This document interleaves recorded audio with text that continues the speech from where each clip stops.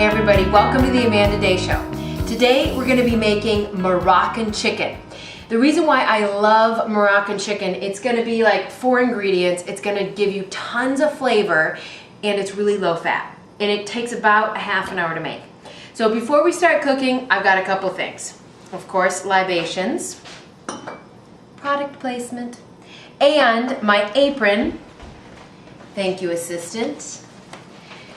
And the first thing we're going to do is heat up this pot. This is a clay pot. It's called a tagine. It's a traditional Moroccan pot. You can really use any pot that has a lid on the stovetop. What I love about this is it can go from the stovetop into the oven and you don't have to change the pots. So we're going to heat this up. What we got is a really good sear, and I'm going to use a product called ghee. It's basically clarified butter, and we are going to brown our chicken thighs in the ghee.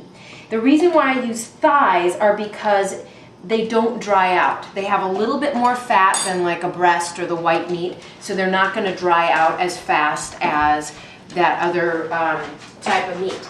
Another tip that you want is to make sure that you, of course, wash your chicken, but dry it. If it's dried, then you're going to get a great sear. If it's moist, if it has kind of the funk on it, it's not going to get a great sear. I'm going to go ahead and season it. You want to make sure you season both sides. Simply seasoning with salt and pepper right now. After that, I'm going to put in a couple of different Moroccan spices, which I'll tell you about. Always use freshly ground black pepper. If you use it that's already ground, it just doesn't have any flavor in it. So let's go ahead and get this hot, and I'll come back to you in a second. Okay, now that I've got my pan smoking hot, I'm going to drop my chicken in there. You can hear that sizzle. That's really what you want.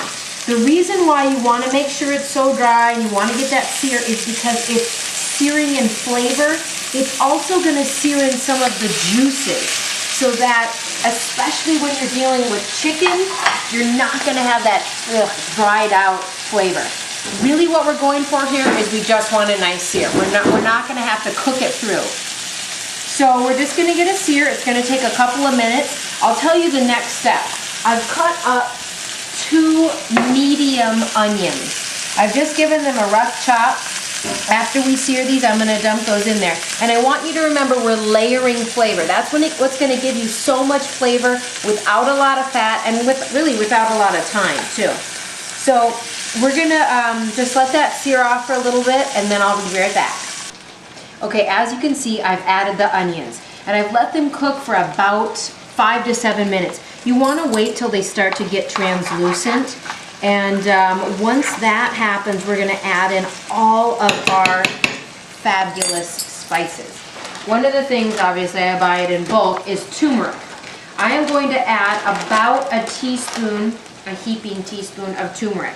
Not only does this give just gorgeous color, it's a very kind of special, unique flavor. It's in a lot of Indian foods. And it really, I mean, look at, it's just gorgeous. The other thing I'm going to add is about, again, a teaspoon of ground cumin. Whoops. Usually I will take whole cumin, or I'll toast it, and I will grind it up myself. Obviously not doing it this time for time, but that is going to give you an awesome flavor. Cinnamon stick, just toss that in there. And advise your guests before they dig into this not to eat the curled up piece of bark. Another thing I'm going to put in is ras al hanout, and it's a special Moroccan spice. It's got ginger, pepper, vanilla, brown sugar, orange peel, so it's really going to give it this very authentic Moroccan flavor, which has the spiciness really paired with those really wonderful, almost flavors you associate with sweetness. So I'm going to add in, again, maybe about half a teaspoon of that.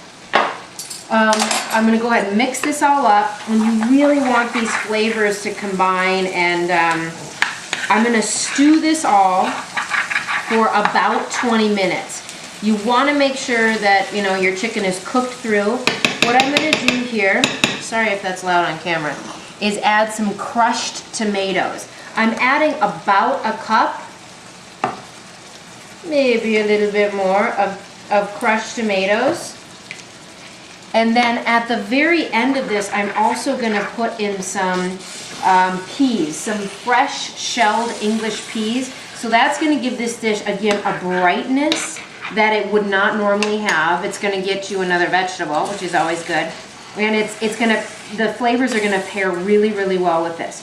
So what I'm gonna do from here is turn down the heat to low. I had it on medium while I was searing everything to medium high. Put the lid on. You're just gonna wanna make sure you keep the meat really, really tender and juicy, and you gotta put a lid on by that. We're gonna put some pepper on at the end.